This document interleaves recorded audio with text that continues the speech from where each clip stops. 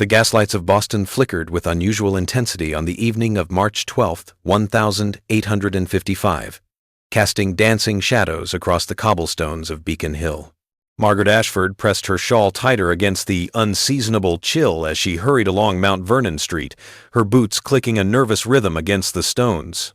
She was late returning from her position as a governess to the Thornton family, and the darkness seemed to gather with particular malevolence in the narrow spaces between the Federal-style townhouses. Margaret had lived in Boston her entire 26 years. But lately the city felt different, changed. There was a wrongness in the air that she couldn't quite articulate, a sensation like standing too close to a cliff's edge in the fog. The Irish immigrants flooding into the North End spoke in hushed tones of strange occurrences. Even the proper Brahmin families she served whispered behind closed doors about inexplicable events, servants disappearing without notice, entire households falling ill with no discernible cause, and always, the dreams. The dreams had started for Margaret 3 weeks ago, coinciding with the beginning of the massive excavation project in the Common. The city had commissioned the leveling of Beacon Hill to fill in the tidal flats of the Back Bay, a grand civic improvement that everyone agreed would make Boston rival New York in grandeur. But something about the work troubled her deeply. The crews had uncovered something, she was certain of it though. What exactly, no one would say. She turned onto Charles Street, her pace quickening. The dream from the previous night still clung to her thoughts like cobwebs. In it, she had walked through tunnels beneath the city, endless passages of brick and stone that twisted in impossible geometries. The walls had been covered in symbols that hurt to look at, and from somewhere in the depths came a sound like grinding stone, mixed with whispered prayers in a language that predated English, predated Latin, predated anything she could name. "Miss Ashford!" The voice made her jump. She turned to find Dr. Samuel Whitmore emerging from the shadows near the corner of Pinckney Street. The physician was a distinguished man in his early 40s, with prematurely silver hair and eyes that seemed perpetually troubled. He had attended the Thornton household several times in recent weeks, treating young Timothy for a mysterious wasting illness that defied diagnosis. "Dr. Whitmore," Margaret said, pressing a hand to her chest, "you startled me. My apologies." He glanced around the empty street, then lowered his voice. "I'm glad I found you. I need to speak with someone who might understand. Have you noticed anything unusual lately? Anything that defies rational explanation?" Margaret studied his face in the gaslight. There were dark circles under his eyes, and his normally immaculate collar was slightly askew. "I'm not sure what you mean, Doctor. Please." His hand gripped her arm with unexpected intensity.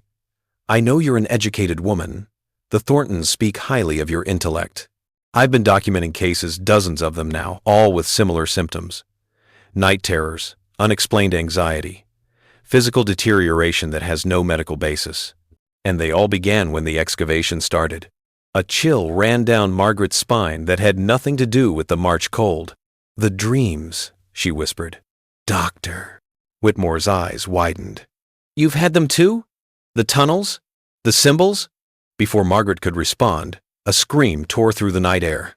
It came from the direction of the Common, a sound of such pure terror that it seemed to freeze the very air.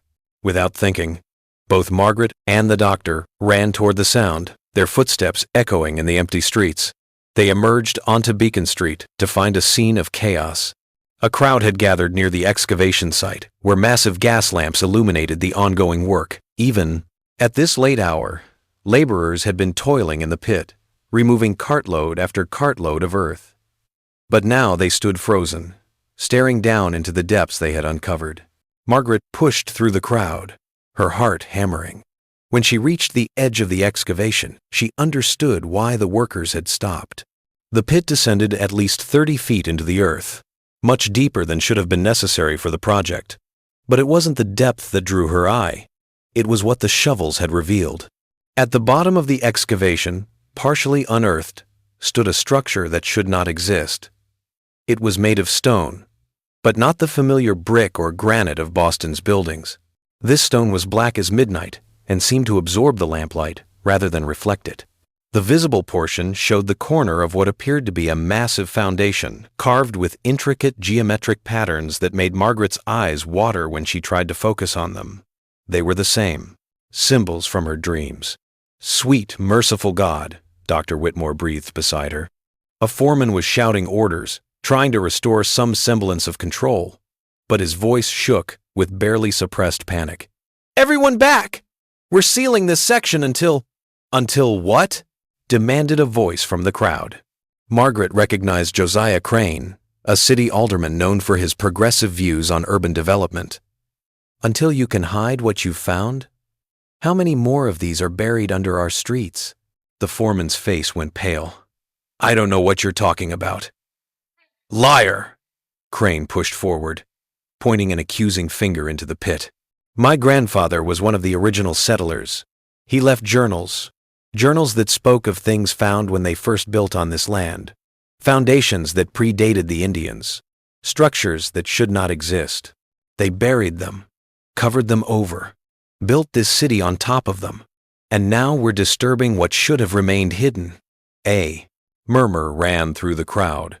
Margaret felt the fear spreading like a contagion, the same primal dread that had haunted her dreams.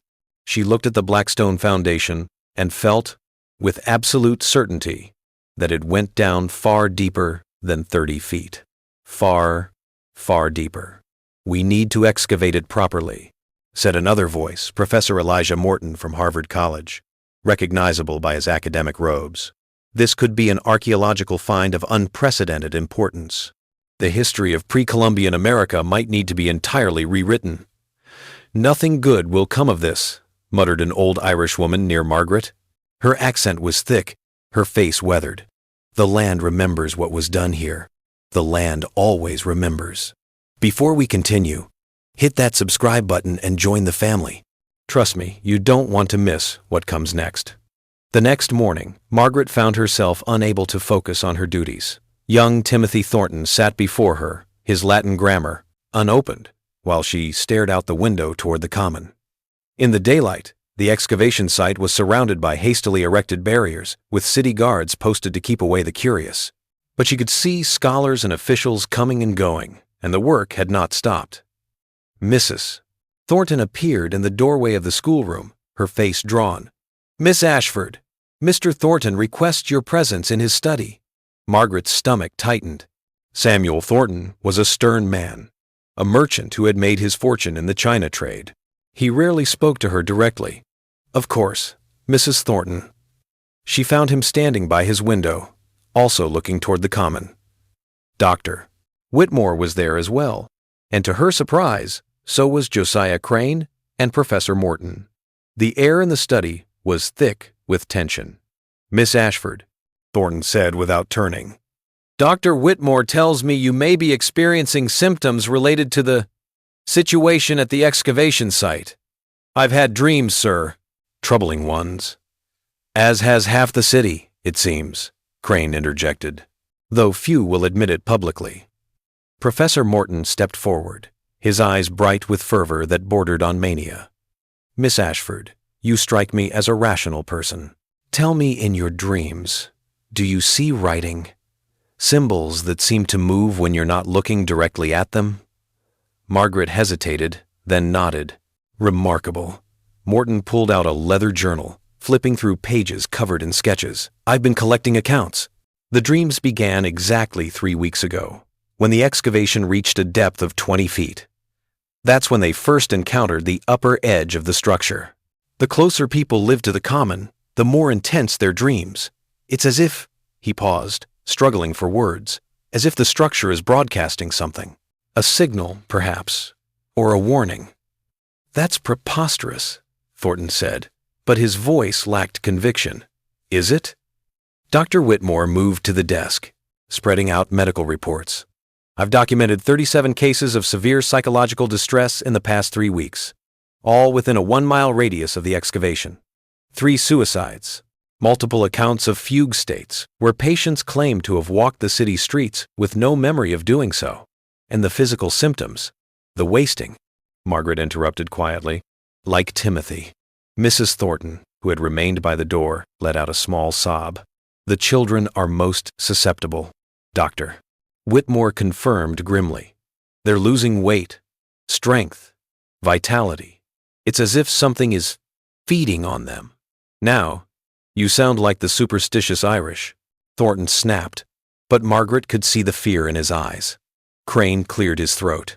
My grandfather's journals. I've brought them. He laid an ancient leather-bound book on the desk. He was part of the first wave of English settlers.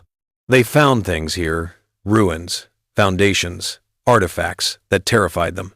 The Indians refused to speak of them, would only say that the land belonged to those who came before, and that some places should never be disturbed. Margaret moved closer to examine the journal. The handwriting was archaic, difficult to read, but certain passages had been marked. She read aloud. October 1630. Today we uncovered stoneworks near what we now call Beacon Hill. The blocks are of enormous size and carved with markings that Master Bradford says resemble no language known to Christian or heathen.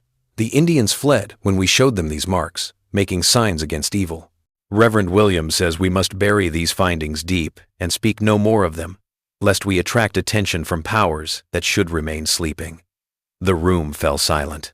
Outside, a cart rattled past on the street, the sound jarring in its normalcy. Professor Morton broke the silence. There are myths, not just among the local tribes, but in cultures around the world, of civilizations that existed before. Recorded history, builders of impossible structures, beings that were not quite human. The Greeks had their Titans, the Norse their Jutnar. What if these weren't myths? What if they were memories? You're suggesting that Boston is built on top of some ancient, what? City? Temple? Thornton's skepticism was crumbling. I'm suggesting, Morton said carefully, that we have disturbed something that was deliberately buried, and that continuing the excavation would be catastrophic.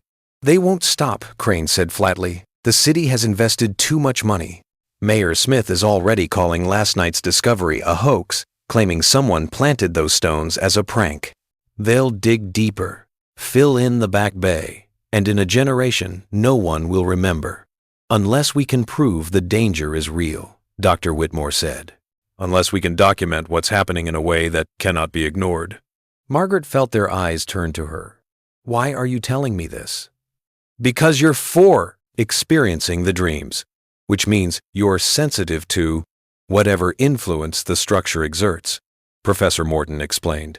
And because you have access to households across the city through your work, you can observe, document, ask questions that others might not answer for men of our positions. You want me to spy?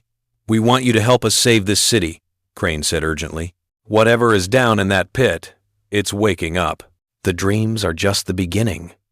Margaret looked at Timothy Thornton's worried mother, at the medical reports spread across the desk, at the ancient journal with its warnings from centuries past. She thought of the Blackstone Foundation and the symbols that hurt to look at. Tell me what you need me to do. Over the next week, Margaret became a different person. By day, she maintained her duties as governess, moving between households and keeping her eyes and ears open. By night, she met with what Dr. Whitmore had begun calling their research. Roop himself, Professor Morton, Crane, and 2 others they had recruited.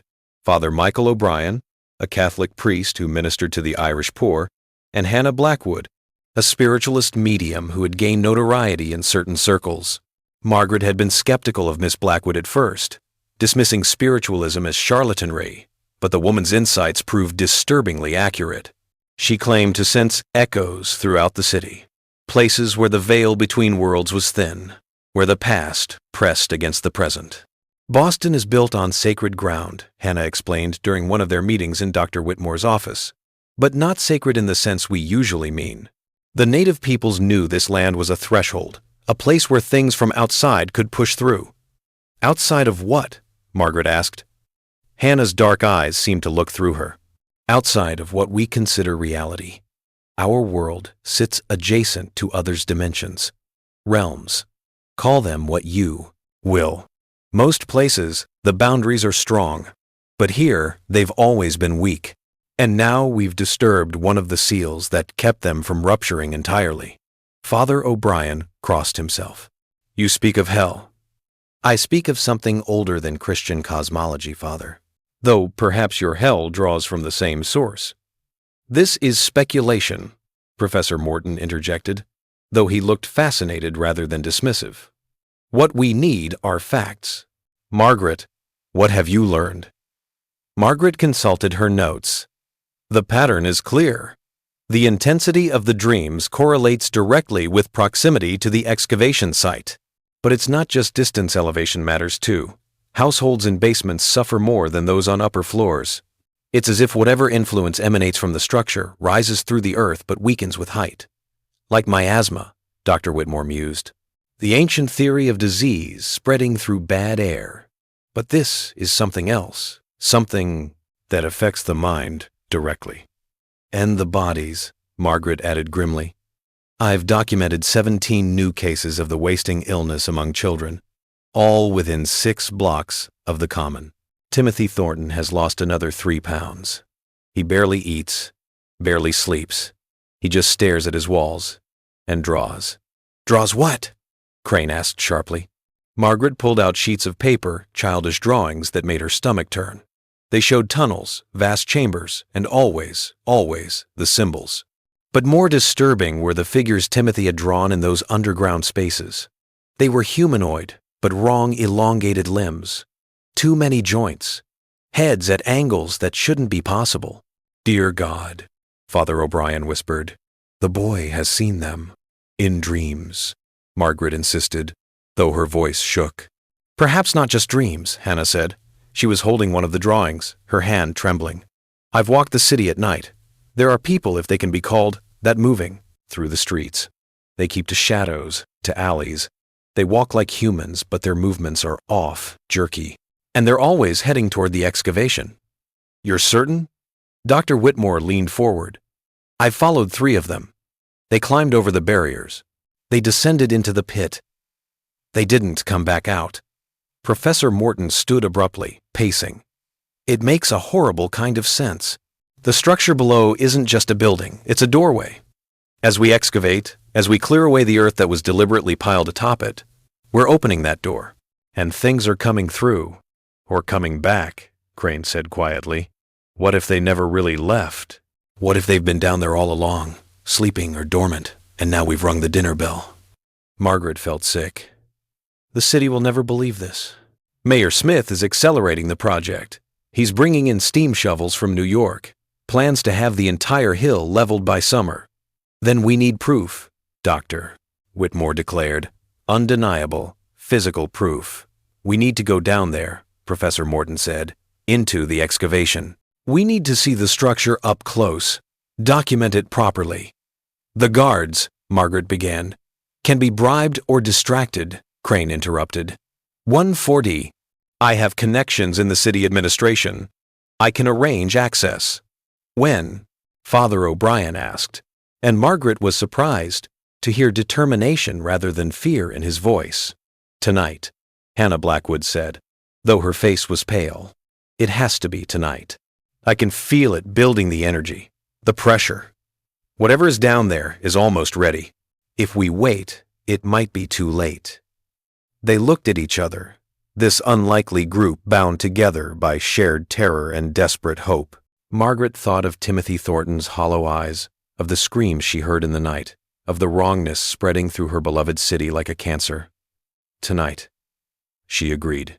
Midnight found them gathered at the edge of the excavation site. Crane had been true to his word. The guards had been called away on a false emergency, leaving the barriers unattended. A cold wind blew in from the harbor, carrying the salt smell of the sea mixed with something else, a charnel reek that made Margaret's eyes water. They had come prepared. Dr. Whitmore carried his medical bag and a lantern. Professor Morton had surveying equipment and sketch pads. Father O'Brien bore a crucifix and a vial of holy water, which Margaret might have found amusing under other circumstances. Hannah Blackwood had brought nothing but wore an expression of grim resolve. Crane carried a pistol, though what he thought to shoot, Margaret couldn't imagine. She herself had worn her most practical dress and brought a journal and pencils. If they survived this night, someone needed to document what they found. Stay close, Crane whispered as he led them over the barrier. And for God's sake, if I say run, you run! They descended into the pit, via a wooden ladder the workers had left behind. The excavation was deeper now, 40 feet, perhaps 50. Margaret's arms ached by the time they reached the bottom, and she was breathing hard. The black stone foundation rose before them like a cliff face, reflecting their lantern light in a way that seemed almost liquid. The symbols carved into its surface were clearer here, more intricate. Looking at them directly made Margaret dizzy, as if the world was tilting beneath her feet. These aren't decorative, Professor Morton breathed, running his hand along the stone.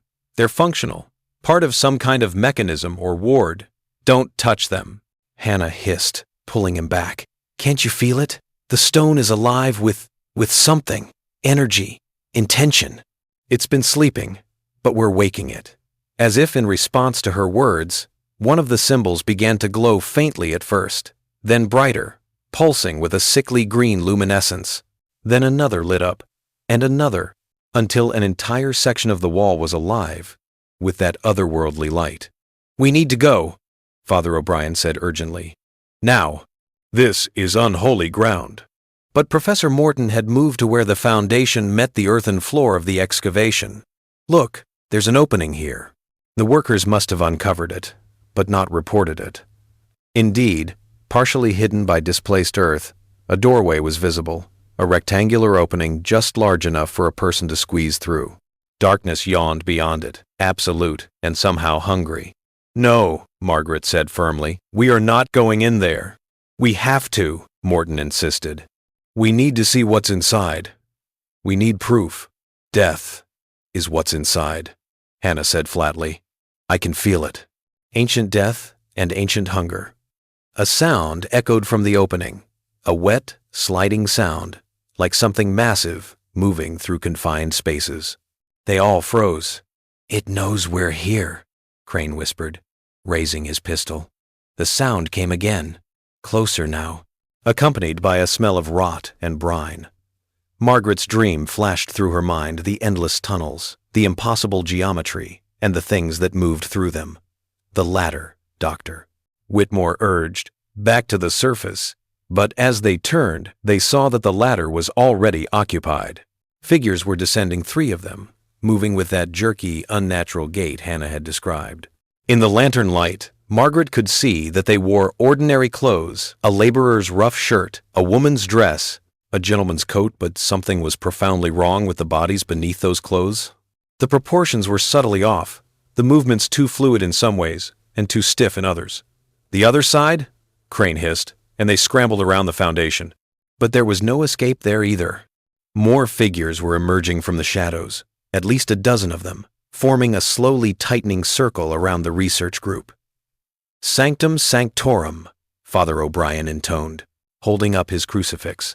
In nomine Patris, et Filii, et Spiritus Sancti. One of the figures turned its head toward him, and Margaret saw its face in the lamplight. It had once been human. She could see the remnants of features, of humanity, but something had hollowed it out and worn it like a suit. The eyes were wrong. The jaw hung at an unnatural angle, and when it opened its mouth, the sound that emerged was like grinding stones forming words. 2. Late. Awake. Hungry. The other figures took up the chant, their voices overlapping into a cacophony that made Margaret's teeth ache. Hungry. Hungry. Hungry. The doorway, Professor Morton shouted. It's our only chance. Are you mad? Crane fired his pistol at the nearest figure. The bullet struck it in the chest, but it didn't fall. Instead, it tilted its head, curiously, as if examining an interesting insect, then continued its advance.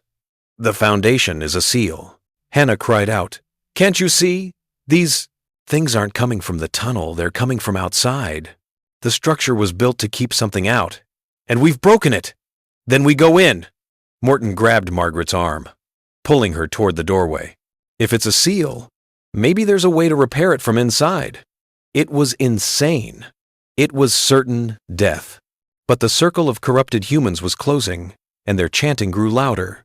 And Margaret could see more figures descending the ladder now. Dozens of them, perhaps hundreds. Together, Dr. Whitmore said grimly.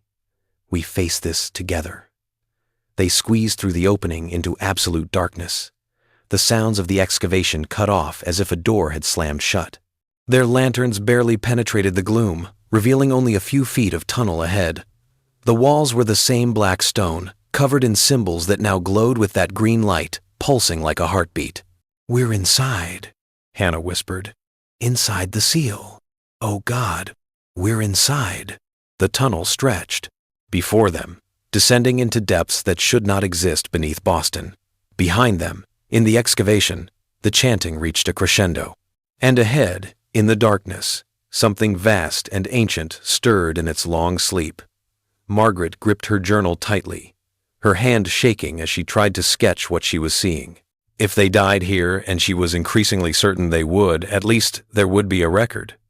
Some warning for those who came after. They began to walk deeper into the foundations beneath Boston. And with every step, Margaret felt the weight of the city above them, unaware and doomed.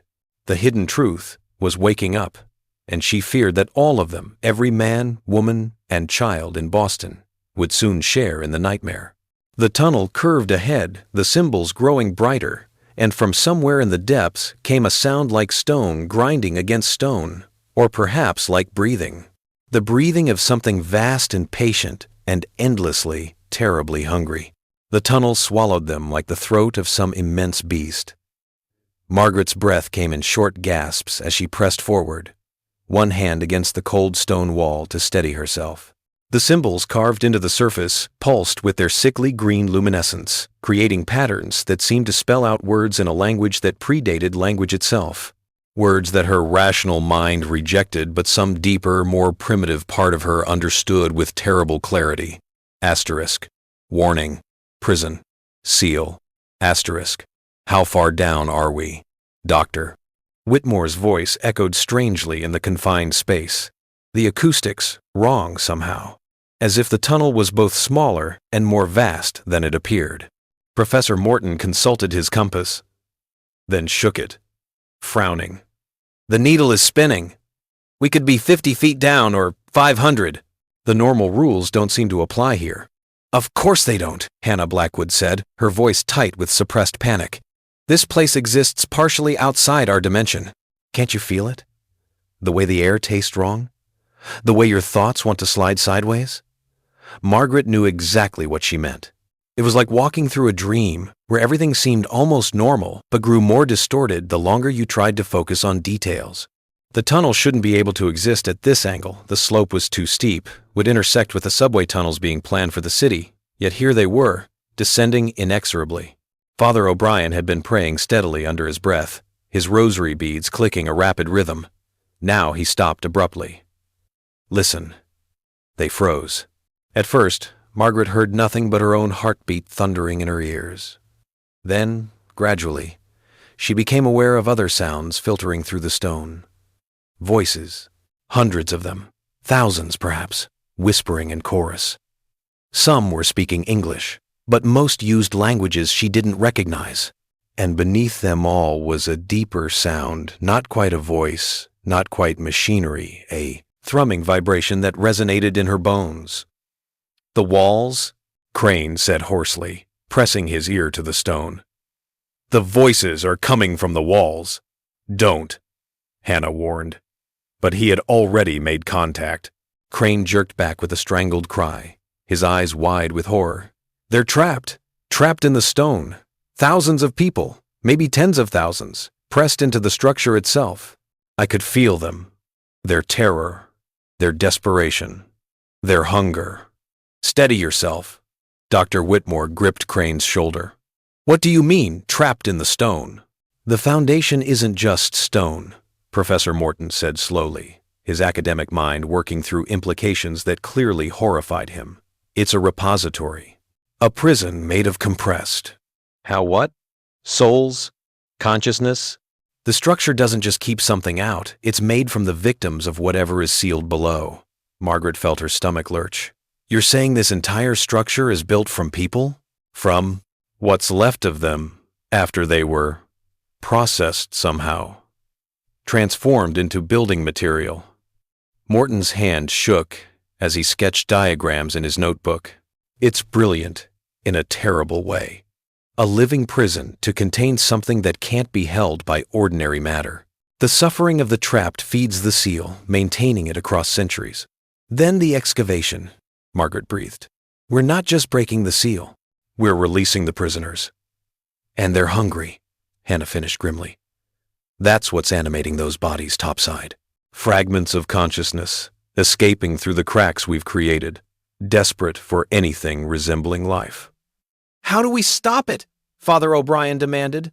There must be a way to reseal the breach. If there is, the answer lies deeper in, Professor Morton said, pointing down the tunnel where it curved into darkness. This is clearly just an entrance passage. There will be chambers below, perhaps control mechanisms. The builders wouldn't have created a seal without some means of maintaining it. The builders, Crane repeated, having regained some composure. Who were they? And more importantly, what were they sealing away? No one answered, because none of them wanted to voice the terrible possibilities forming in their minds. They continued their descent. Time became meaningless in the tunnel they might have walked for minutes or hours. Margaret's legs burned with exertion, and her lantern oil was running low, yet still the passage continued downward. The symbols on the walls changed as they progressed, becoming more complex, more urgent. Margaret found herself able to parse some of their meaning: danger, feeding, transformation, eternal hunger, though she had no idea how she understood them. Finally, the tunnel opened into a chamber. It was vast, impossibly vast, larger than any underground space should be able to exist beneath Boston. The ceiling stretched up into darkness beyond the reach of their lanterns, supported by massive pillars of that same black stone. But it was the floor that made Margaret's breath catch in her throat. It was covered in symbols, thousands upon thousands of them, inscribed in concentric circles that spiraled toward a circular platform at the chamber's center. And on that platform stood something that made her mind rebel against seeing it properly. It was a door, or rather, a doorway. But it didn't lead anywhere. It stood alone in the middle of the platform, a frame of black stone covered in symbols that writhed and shifted as if alive. Through the doorway, instead of the far side of the chamber, Margaret saw something else. A space that couldn't exist, where geometry was a suggestion rather than a law, where colors existed that had no names. The threshold, Professor Morton whispered in awe and terror. This is what was sealed, not a creature or an entity, but a doorway between worlds. They're failing. Indeed, many of the symbols inscribed on the floor had gone dark, their light extinguished. The spiral pattern was incomplete now, with gaps like missing teeth and a skull's grin. And through those gaps, something was seeping a darkness that was more than the absence of light. A presence that made the air taste of copper and rot. We have to complete the pattern, Dr. Whitmore said urgently. Relight the symbols somehow. With what? Crane demanded. We don't know the mechanisms, don't understand the principles. Blood, Father O'Brien said quietly. The symbols were drawn in blood originally, human blood, freely given. That's what the whispers in the walls are saying. The builders sacrificed themselves to create this seal, pressed their very essence into the stone to give it power. They stared at him. The priest's face was pale, but resolute. I can hear them now. The voices. They're trying to tell us how to maintain what they created. The seal requires constant renewal. Without it, the door opens fully, and what lies beyond. He didn't finish, but he didn't need to. They could all see what lay beyond, through the incomplete doorway, a realm of endless hunger, where things that had never been human and never could be waited with patient malevolence for the barriers to fail completely. How much blood? Margaret asked, her voice steadier than she felt. Father O'Brien closed his eyes, listening to the whispers. All of it. One life to restore one section of the spiral. We are 5. We could restore 5 sections. That's nowhere near enough, Professor Morton protested, studying the floor. There are hundreds of darkened symbols. But it might be enough to slow the process, Hannah said. To buy the city time to evacuate, or to bring more people who could. No. Dr. Whitmore's voice was firm. We are not discussing suicide. There must be another way. There is, said a voice from the tunnel entrance. They whirled to find a figure standing there, a woman, tall and gaunt, with eyes that reflected the green light like a cat's. She wore clothes from another era, perhaps a century past, and her skin had the translucent quality of old paper. I am Abigail Crowther, she said. Or, I was, once, before I became part of the seal. You're one of the imprisoned, Margaret breathed. I was the last keeper of this place, Abigail corrected. When the seal began to fail the first time in 1755, 100 years ago, I came down here to renew it. I thought one life would be enough. I was wrong. The door took me, but couldn't fully close. I've been trapped between states ever since. Neither alive, nor truly part of the seal. Aware, watching, waiting for someone else to come. You've been down here for a century? Crane's voice shook. Time is different in the threshold space. It's been forever and an instant. But now you're here, and the door is opening again. You've seen what escapes when it does the fragments that possess the dead and dying, that animate corpses and hunt for fresh vessels. The hollow children, Margaret said, thinking of Timothy Thornton's wasting illness. They're taking the children first, because children are easier to hollow out. Abigail nodded gravely. The young are more malleable, their souls less firmly anchored. By the time the door opens fully, there will be hundreds of hollow children in Boston, walking vessels for fragments of what waits beyond, and then those fragments will merge and something will step through. Something vast and ancient that fed on entire civilizations before this land was called America, before humans built cities, before time had meaning. What do we do? Father O'Brien demanded. How do we stop it? You can't, Abigail said simply. Not permanently. The door can be closed but never destroyed. It was here before the first humans walked this land. The native peoples knew of it, built their own seals and wards. Then, Europeans came with their own magics and erected this structure. Each generation has fought to keep it closed. And each generation, it grows harder. Because the thing beyond is learning, Professor Morton said with dawning horror. Every time the seal weakens, it learns more about our world. It probes our defenses, studies our weaknesses. Eventually, it will find a way through that can't be stopped. Then what hope is there? Margaret asked. The same hope there's always been, Abigail replied. Delay. Each generation buys time for the next. Perhaps one day, humanity will find a permanent solution. But today we close the door again and pray it holds long enough for our children to have a chance. At the cost of our lives, Dr. Whitmore said. At the cost of 5 lives to save a city of thousands, Abigail corrected. It's not a choice I would ask anyone to make, but it is the only choice that matters. Margaret's mind raced. There had to be another way, some alternative they hadn't considered. But even as she thought it, she knew Abigail was right. The mathematics were simple and brutal. 5 lives or countless thousands. 5 deaths now or the slow consumption of an entire city. How long do we have? She asked quietly. Abigail gestured to the doorway. Through it, that alien space seemed to pulse and writhe with increasing vigor. Hours, perhaps, maybe less. The excavation broke too many of the outer wards. The door is opening faster than it ever has before. Already the hollow children walk the streets above.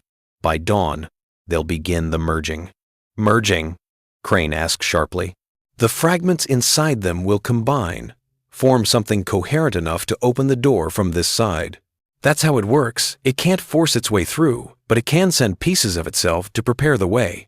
Like a man sending his fingers through a crack to pry open a sealed door. A distant sound echoed through the tunnel screaming from the excavation pit above. Then gunshots and more screaming. The guards have returned, Father O'Brien said. They're finding what we left behind. Those hollow things will kill them, Hannah said flatly.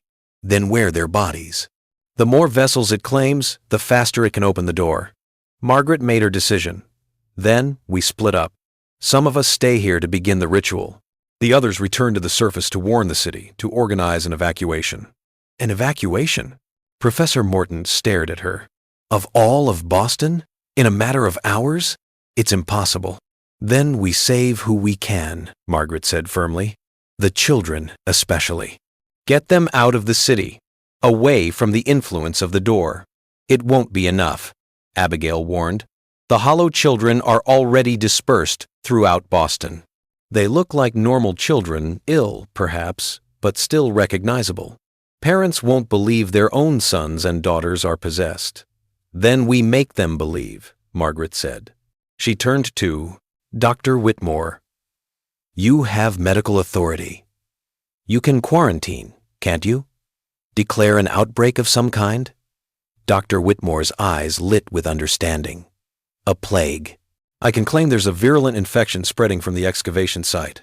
Mandate that all children within the affected area be brought to a central location for examination. And then we get them out of the city before the merging. Margaret finished.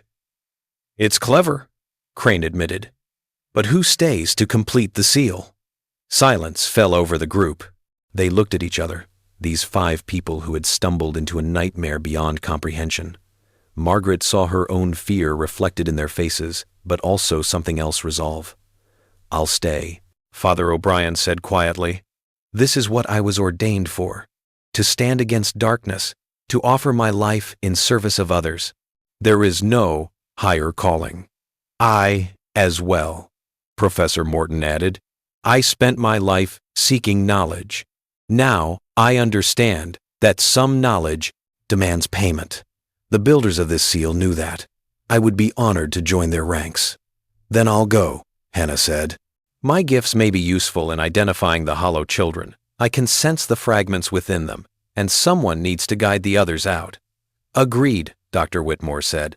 I'll handle the authorities, issue the quarantine. Crane, you have political connections.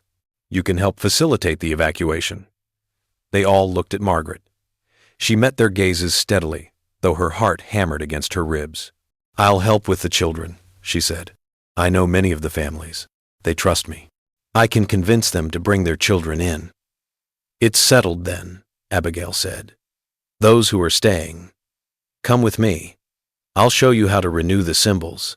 It's not a pleasant process, but it is mercifully quick. Those who are leaving, go now. Every minute counts. Margaret clasped hands with Professor Morton and Father O'Brien, finding no words adequate for the salve moment. These men were choosing to die, to trap themselves forever in living stone, to become part of an eternal prison. They were heroes of a war no one would ever know was fought. Thank you, she whispered. It wasn't enough, but it was all she had. Save the children, Father O'Brien replied. That's thanks enough. Hannah, Dr. Whitmore, Margaret, and Crane ran back up the tunnel. The climb seemed both faster and more arduous than the descent, their legs burning with exertion, lungs aching for air. Behind them, Margaret could hear Father O'Brien's voice raised in prayer and Professor Morton's calm academic tones as he discussed the mechanics of the seal with Abigail. They emerged into the excavation pit to find chaos. Bodies lay scattered across the ground, guards and workers, their throats torn out or their skulls caved in. Standing among the carnage were a dozen of the Hollow ones, their stolen bodies swaying as they turned toward the tunnel entrance.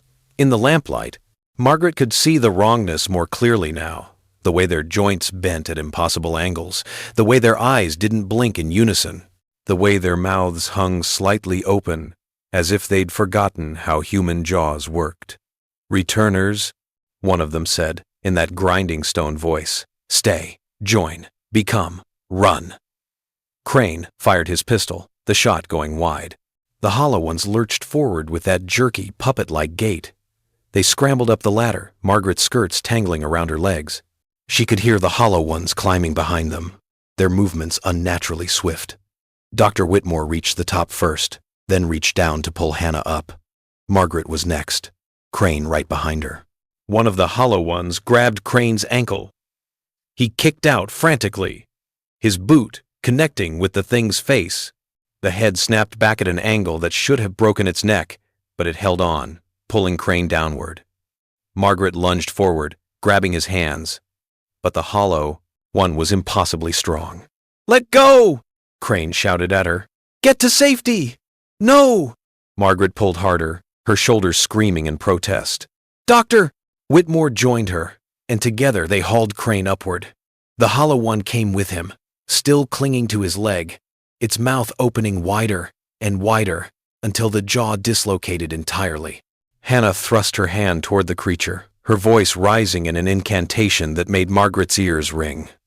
The Hollow One released Crane and fell backward, tumbling into the pit. But two more were already climbing to take its place. They ran.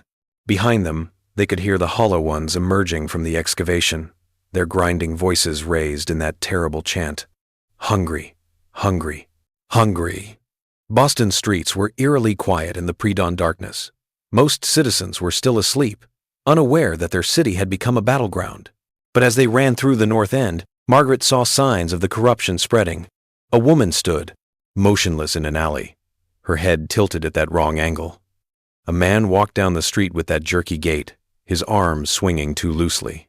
A child no more than 6 years old stood at a window, staring out with eyes that reflected the gaslight like a cat's. It's happening faster than I thought, Hannah panted. The door must be opening wider. More fragments are escaping. They reached Dr. Whitmore's office on Joy Street, just as the first rays of sunlight touched the rooftops. Inside, the doctor immediately began drafting official-looking documents, declaring a quarantine. I'll take these to the Board of Health, he said, scribbling furiously. They'll authorize emergency measures. Crane, can you reach the mayor? Mayor Smith won't listen, Crane said grimly. But the deputy mayor, Harrison, is a reasonable man. If I can convince him, then do it, Hannah interrupted. And quickly. I can feel them organizing. The fragments are finding each other, drawn together like drops of water. When enough of them merge, they'll be able to coordinate the Hollow Ones into something truly dangerous. Margaret's mind was already racing ahead. The schools. We'll use the schools as gathering points. Tell parents it's mandatory health screenings. Once we have the children assembled, we can transport them out of the city. To where? Dr. Whitmore asked. Concord, Lexington, anywhere beyond the door's influence. Once they're far enough away, the fragments won't be able to use them. What about the children who are already hollowed? Hannah asked quietly. We can't save them, Margaret. The fragments are too deeply embedded. Trying to remove them would kill the host. Margaret felt her throat tighten. Then we separate them from the others. Quarantine them somewhere they can't spread the infection. You mean imprison children, Crane said flatly. I mean save everyone else, Margaret shot back. I don't like it either, but we're fighting a war against something that doesn't play by our rules. We do what we must. They heard footsteps on the stairs. Heavy, deliberate. Everyone tensed. Dr. Whitmore moved toward the door, his hand on the knob, then relaxed. It's my assistant, Thomas. He has a key. But when the door opened, Margaret's blood ran cold. Thomas stood in the doorway, his head tilted at that telltale angle, his eyes reflecting lamplight, though there was no lamp behind him to reflect. Doctor, he said in that grinding voice, you have returned. Good. We have questions about the beneath place, about the sealmakers. Dr. Whitmore stumbled backward. Thomas, fight it. You're still in there. You have to fight. Thomas is sleeping, the Hollow One said. We wear him. Learn from him. Soon, all will sleep. All will become vessels. Hannah stepped forward, her hands raised, beginning that incantation again. But Thomas moved with inhuman speed, crossing the room in a big blur. His hand closed around Hannah's throat, lifting her off her feet. No more tricks, the Hollow One said. You hurt our brothers. Now you join. Crane fired his pistol. The bullet struck Thomas in the shoulder, but he didn't even flinch. Crane fired again, this time hitting center mass. Thomas staggered, but didn't fall. The wound didn't bleed. Instead, something dark and viscous oozed out, writhing like it was alive. Margaret grabbed a letter opener from Dr. Whitmore's desk and drove it into the Hollow One's side. That got its attention. It dropped Hannah and turned toward Margaret, its dislocated jaw hanging open to reveal teeth that had been filed into points. "You smell of the beneath," it said. "You have touched the threshold. You know the truth. Join us. Stop fighting. It is inevitable." "Nothing is inevitable," Margaret said, though her voice shook.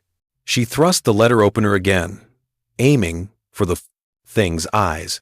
Dr. Whitmore hit it from behind with a fire poker. The impact drove the Hollow One to its knees. Hannah, gasping for breath, placed both hands on its head and screamed words in that same incomprehensible language. The Hollow One convulsed. Black liquid poured from its mouth, nose, and eyes, the fragment escaping the damaged vessel. Thomas's body collapsed like a puppet with cut strings. "Is he?" Margaret began. "Doctor." Whitmore knelt beside his assistant, checking for a pulse.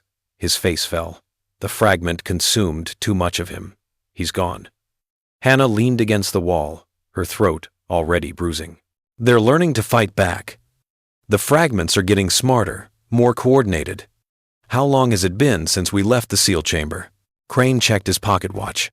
40 minutes. "Then, we have very little time," Hannah said. "If Thomas was hollowed, others will be too. The fragments are moving through the city like a plague, jumping from host to host. We need to start the evacuation now, before we lose any more people." They heard more footsteps on the stairs. This time, many feet, moving in that synchronized, wrong rhythm. "The back way," Dr. Whitmore said urgently. "Quickly." They fled through the doctor's private apartments and out onto the roof. The sun was rising over Boston now, revealing a city that looked normal on the surface but was rotting from within. Margaret could see Hollow Ones moving through the streets below, dozens of them, maybe hundreds, all converging on the same area. "They're heading toward the common," Crane observed. "Toward the excavation." "The merging," Hannah breathed. "It's beginning." By mid-morning, Boston was in chaos. Dr. Whitmore had convinced the Board of Health to issue an emergency quarantine, citing an outbreak of what he called excavation fever, a fictional disease supposedly spread by disturbed earth at the common site. Crane had reached Deputy Mayor Harrison with a story about possible gas leaks from the underground disturbance, causing hallucinations and violent behavior. Neither man believed their own cover stories, but both served the purpose, giving them authority to act. Margaret had gone directly to the schools. She'd started with the Thornton household, where she found Timothy in his room, still drawing those horrible pictures. But when she looked into his eyes, she saw that he was still there, diminished, fading, but not yet fully hollowed. "Timothy," she said gently, "we're going on a trip. A special trip away from the city. Would you like that?" The boy nodded slowly. "Away from the whispers," he said in a small voice. "They're so loud, Miss Ashford. They want me to sleep. They want to use me like a coat. Mrs. Thornton had wept when Margaret explained with carefully edited details that her son needed to be removed from the city for his health, but she'd agreed, desperate for anything that might save her child. The scene repeated itself at house after house.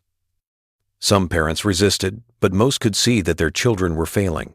The wasting illness had spread far beyond the initial cases. Now there were hundreds of children affected, their eyes growing distant, their movements becoming stilted, their voices taking on that grinding quality. By noon, they had gathered nearly 300 children at the Latin school. Hannah moved among them, her hand hovering over each child's head, sensing the degree of hollow corruption. Most were partially affected. The fragments had begun the process, but not completed it. But 43 children were too far gone, their bodies already more puppet than person. "Those 43 have to be separated," Hannah told Margaret quietly. "Kept away from the others. And Margaret, they're aware. Some part of them knows what's happening. They're terrified." Margaret felt tears sting her eyes. Where can we take them? There's a church on the outskirts of Cambridge Street Mary's. Father Patrick, there is a friend. He'll help. And the others? The ones we can still save?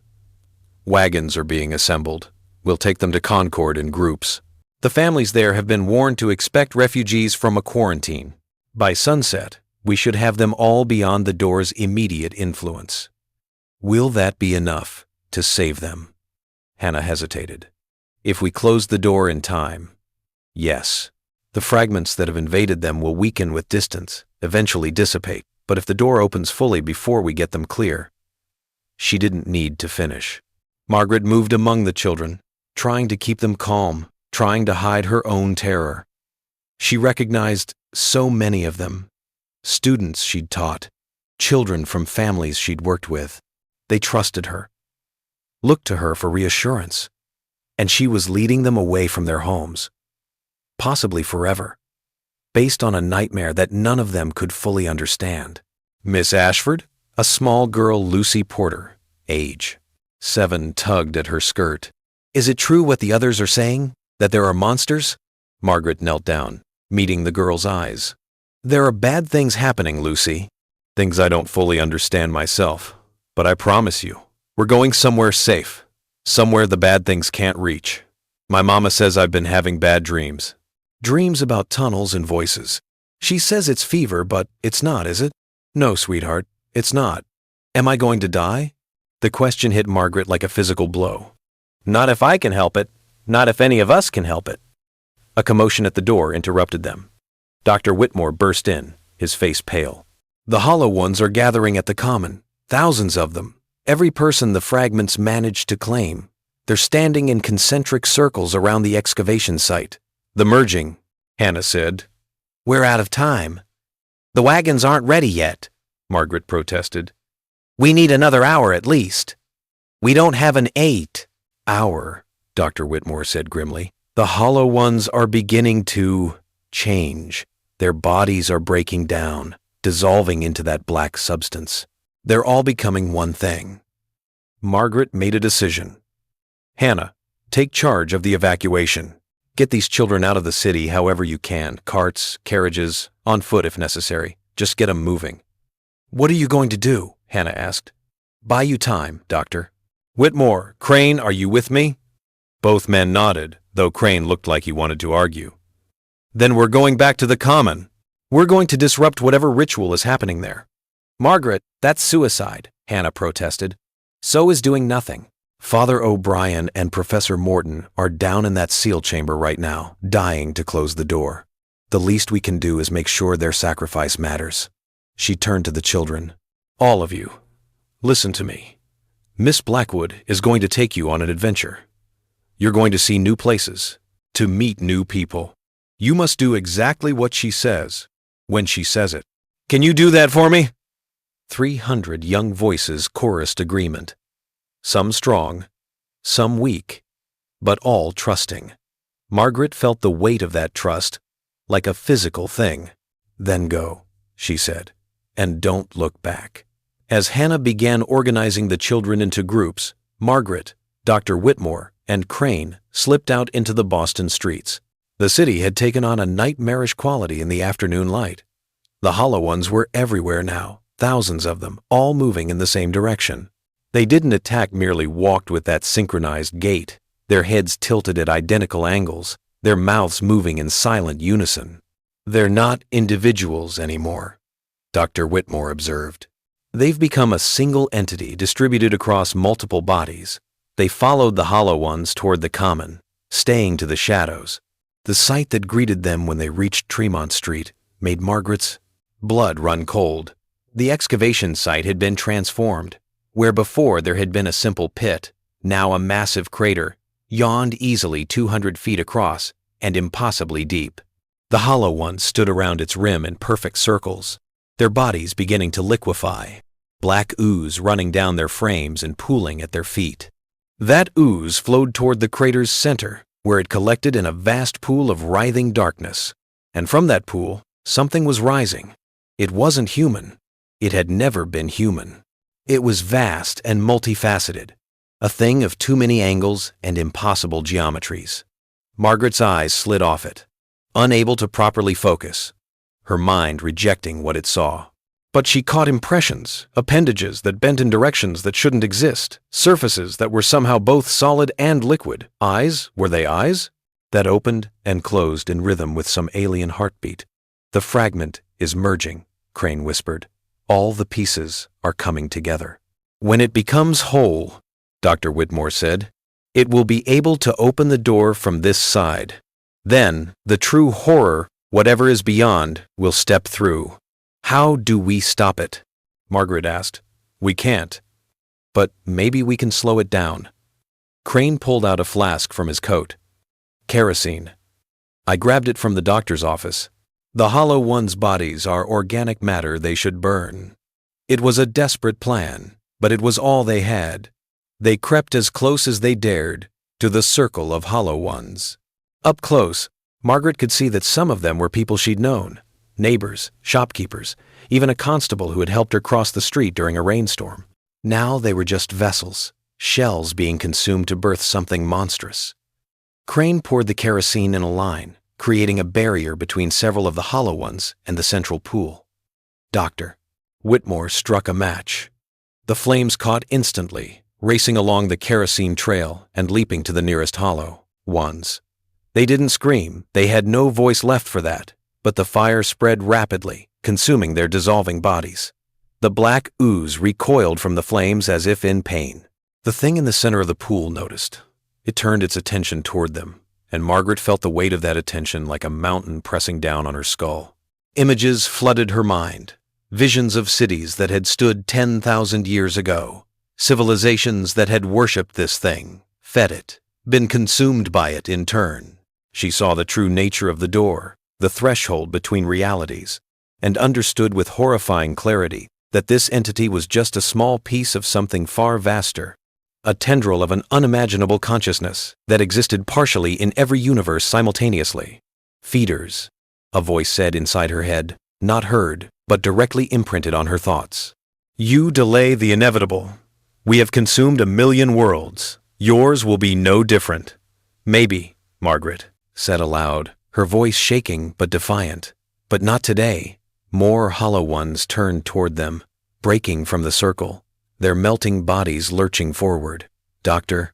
Whitmore and Crane kept lighting fires, but there were too many, and their kerosene was running out. Then, from the depths of the excavation, light blazed. Green light, brilliant and pure, erupted from the tunnel entrance.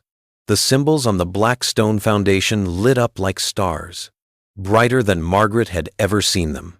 The pattern was spreading, spiraling outward from the seal chamber, racing across the floor of the crater. Father O'Brien and Professor Morton had completed their sacrifice. The Hollow Ones convulsed. The black ooze began flowing backward, pulled inexorably toward the depths. The thing in the center of the pool shrieked, not with sound but with psychic force that shattered windows for blocks around. It fought against the pull, its impossible appendages grasping at the Hollow Ones, trying to use them as anchors. But the seal was too strong. The symbols blazed brighter, and Margaret could feel the door slamming shut, could sense the threshold closing. The thing in the pool was being dragged back toward the darkness between worlds, its borrowed matter dissipating like smoke. "Run!" Dr. Whitmore shouted, and they ran. Behind them, the crater collapsed inward, earth and stone rushing to fill the void. The black stone foundation sank, pulling the Hollow Ones and their master down with it. The ground shook violently, buildings swaying, people screaming as they fled into the streets. When the shaking finally stopped, Margaret dared to look back. The excavation site was gone. In its place was a perfectly smooth depression in the common, as if the earth had never been disturbed. The Blackstone Foundation was buried once more, along with Father O'Brien and Professor Morton, their sacrifices complete. The Hollow Ones had fallen where they stood, their bodies finally released from the fragment's control. Some were dead, consumed too completely to survive without the animating presence. But others Margaret could see their chests rising and falling, their eyes blinking in confusion and terror as they woke from their nightmare. "It's over," Crane said, his voice hollow with exhaustion. "For now," Dr. Whitmore corrected grimly. The door is closed, but it's not destroyed. It can never be destroyed. One day, someone else will dig too deep. And then, he didn't finish, but he didn't need to. They all understood. Margaret thought of the children being evacuated, of the lives saved and the lives lost, of Father O'Brien's prayers and Professor Morton's academic curiosity transformed into ultimate sacrifice. She thought of Abigail Crowther, trapped for a century in living stone, and of the whispers in the walls, thousands of souls compressed into a prison to hold back the darkness. Then we make sure the next generation is ready, she said quietly. We document what happened here. We create warnings, safeguards. We tell the truth, even if no one believes us. They'll call us mad, Crane said. Let them, Margaret replied. Better to be thought mad than to let this happen again. They walked through the Boston streets as evening fell, 3 survivors of a battle that would never make the history books. Around them, the city was returning to normal with remarkable speed. People were already creating rational explanations. A gas explosion, mass hysteria, contaminated water. By tomorrow, the official story would be set. A regrettable accident at the excavation site, now remediated, with minimal casualties. Only Margaret, Dr. Whitmore, and Crane would remember the truth. Them and Hannah Blackwood, who even now was shepherding children toward safety. Them and the 43 children too far gone to save, who would spend their lives in St. Mary's under Father Patrick's care, prisoners of fragments that could never fully be expelled. As Margaret reached her boarding house, she looked back one final time at the common. In the gathering darkness, she could almost see them, the hollow ones who had been saved, stumbling home to families who would never understand what they'd endured. And beneath the ground, she sensed the black stone foundation, the symbols glowing faintly even through tons of earth, maintaining the seal that held back nightmare. The hidden truth of Boston had been revealed, then covered over once again. But Margaret would remember. She would write it all down, every detail, every horror. And when the time came, as she knew it inevitably would, when someone else found the door and tried to open it, her account would be there. A warning from the past to the future. The door was closed. But it would not remain closed forever.